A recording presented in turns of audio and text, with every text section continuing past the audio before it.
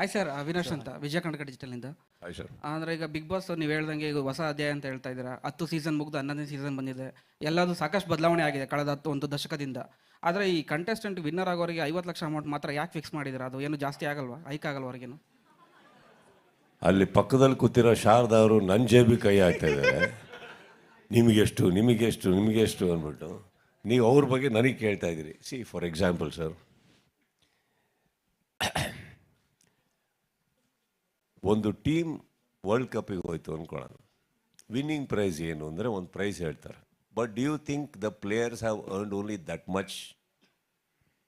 What do you think?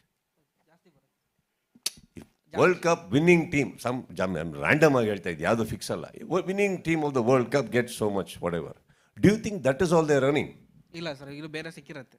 ಮತ್ತೆ they are earning every day of their life. Big boss ಒಳಗಡೆ ಇರಬೇಕಾದ್ರೆ everybody is earning.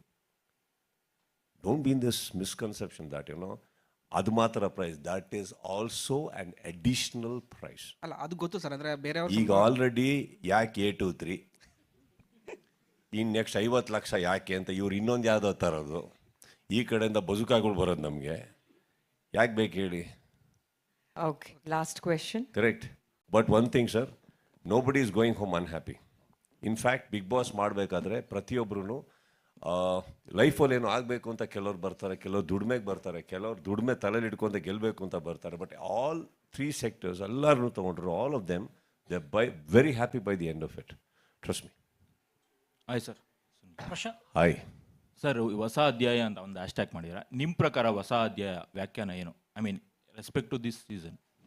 So I think the way team ಪ್ರತಿ